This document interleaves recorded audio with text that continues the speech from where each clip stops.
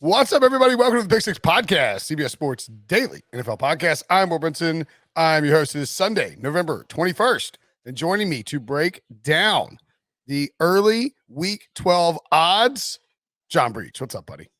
Brinson, I am thankful that I'm here for you on Thanksgiving week to break down the Thanksgiving week odds. Well, people are in for a treat on the podcast because you're going to get both a Thanksgiving look ahead and then a break. And then we will talk about the games on Sunday and Monday as well. So some extra games being tossed at you.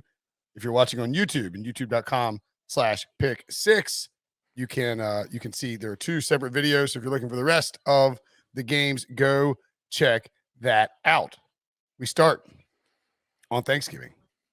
The Bears -3 at the Lions, over under 44. Breech. Can I take under on an over under of 5? Brinson, this might go down as the worst Thanksgiving game of all time. We have the Lions, who might have Tim Boyle back there, might have Jared Goff. We don't know. Both bad options. We have the Bears. We don't know what Justin Fields' health is like. If he's not out there, Andy Dalton. I think the Bears have two quarterback options who are better than anything the Lions have right now. And you know what? It's tough to pick a point spread. It's tough to pick 4 against the Lions when the point spread's in double digits because they're playing just tough enough to stay in games. Obviously, we saw them play the Browns close 13-10 on Sunday. But when you're talking about a 3-point spread with the Lions, I am going to take the other team all day. I don't even care who the other team is. So I am going to ride the Bears, and hopefully it's Andy Dalton because then the Bears are a lock if it's Andy Dalton.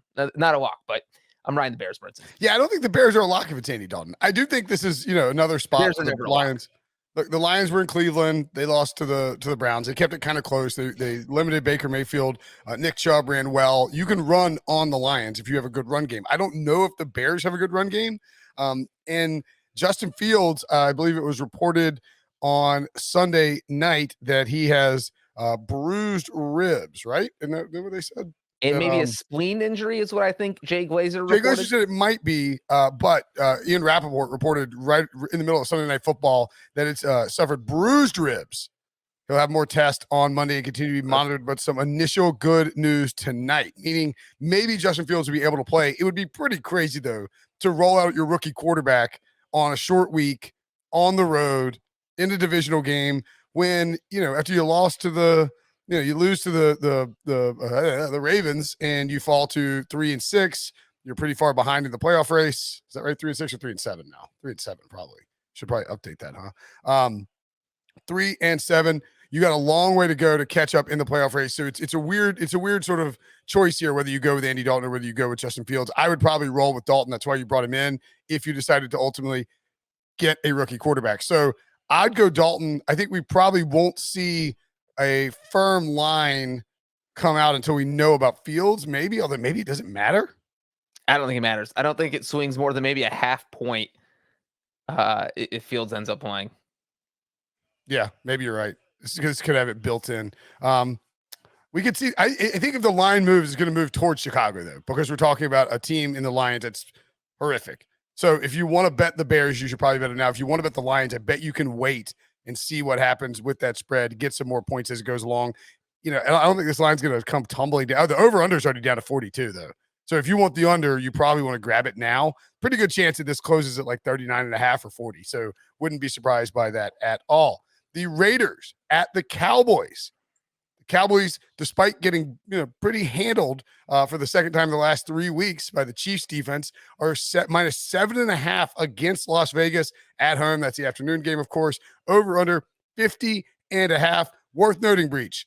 Amari Cooper and CeeDee Lamb, both extremely unlikely to play. Amari Cooper with a COVID exposure or maybe even a positive test. Either way, he's going to miss because of COVID required time that he's going to be gone. And then CeeDee Lamb suffered a concussion and was quickly ruled out on Sunday. Brinson, those injuries don't matter in this game because the Cowboys don't need to throw the ball a single time. Literally, just give the ball to Zeke Elliott, although he might be banged up. I know he was dealing with an injury. If he's banged up, give it to Tony Pollard. Just run. If you're the Cowboys, you just do what the Bengals did on Sunday. Just literally copy their game plan. They didn't ask Joe Burrow to throw too much. They gave the ball to Joe Mixon 30 times. That's what you do if you're Dallas. You give the ball to Ezekiel Elliott 30 times. You give it to Tony Pollard 30 times. And you really, this is the one game you don't need to throw the ball because the Raiders are so bad at stopping the run. And obviously, not having Amari Cooper and CeeDee Lamb, potentially CeeDee Lamb not being in there, that does hurt a little bit. And this is a big point spread, but the Raiders are just struggling right now. It is ugly. They're in the middle of their annual November collapse. They've lost 3 straight. I have no faith in them. I'm taking the Cowboys to cover the 7.5. I think this line will come back down under 7 because it's just a ton of points and the Cowboys are not likely to have those 2 key receivers. And you really saw, even as much as you could probably blame it on the offensive line and how poorly they played up in protecting Dak Prescott, it was definitely some concerns with the wide receiver group. And we saw drops from guys where it's like Dalton Schultz was the number 1 weapon for Dak Prescott. So short week, missing your top 2 weapons. I think that line comes down to like 6.5, maybe down to 6 or something like that. If you want this full 7.5 or 7, I saw it out there as well right now, you need to go ahead and probably jump on that. So I like the Raiders catching 7. Don't love it, but I think the line's going to dip back down. So if you want the Raiders, you need to get it now. And I would guess that total comes down as well. It's 50.5. We can see a lot of points for these 2 teams, but we can also see, as you point out, the Cowboys run the heck out of the ball and ultimately decide, just to not be too aggressive on offense, play some decent defense. And if that happens, maybe the total comes down. So I don't mind the under there as well. Bills at the Saints. The Bills laid a total egg against the Colts in week number. Oh, in fact, the Bills and the Saints both laid eggs on Sunday, and some little young whippersnapper decided to talk some trash on Twitter and point out that I had both the Bills and the Saints covering. I'm assuming that's because said young whippersnapper is an Eagles fan and felt like running his mouth, and then the Saints almost came back, fell short, yada yada. Anywho, Saints are 4.5-point dogs at home on Thanksgiving night. That's kind of crazy. Yeah, this scares me because we saw the Halloween game where the Saints were dogs to the Buccaneers, and not only did they cover, they ended up pulling the upset. But you know what doesn't scare me or any defense in the NFL? Trevor Siemian as a starting quarterback. Since he took over as the starter, they are 0-3. The offenses just look discombobulated, disjointed. They just look all out of sorts. They might not have Alvin Kamara on Thanksgiving night. We don't know if he's going to be playing. If he's not out there, I just don't see how New Orleans is going to score any points. If he is out there, that makes this game much more interesting. But as of right now, I'm going to assume he's not playing. And obviously this could change. He gets healthy, he plays. But just the Saints offense has been so bad for the past 3 weeks that I don't know how I can take them to cover 4.5. So I am going to roll with the Bills for the time being. Yeah, the one thing I would say about that is if just because they're the home team and it's on a holiday, it's a huge primetime game.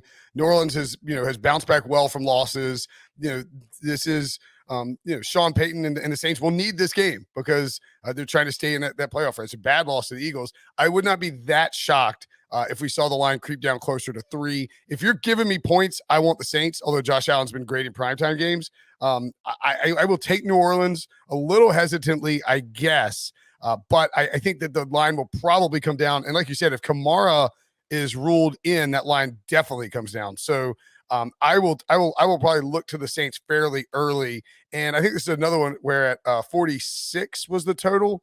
I think we could see that total drop as well. I wouldn't be surprised at all if people really liked to, if we saw this, we just saw the, two pretty good defenses that maybe a little underrated relative to their actual perception. So I wouldn't be shocked at all if that line came down. All through those totals, really, we could see drop a bit. We're talking about a short week here. We might not see a ton of points on Thanksgiving. Might not be the most exciting slate in terms of Thanksgiving. We're missing what?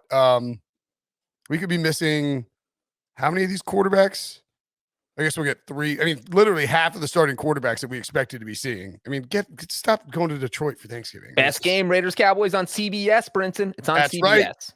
Jim Nantz, Tony Romo, Tracy Wilson. Check that out.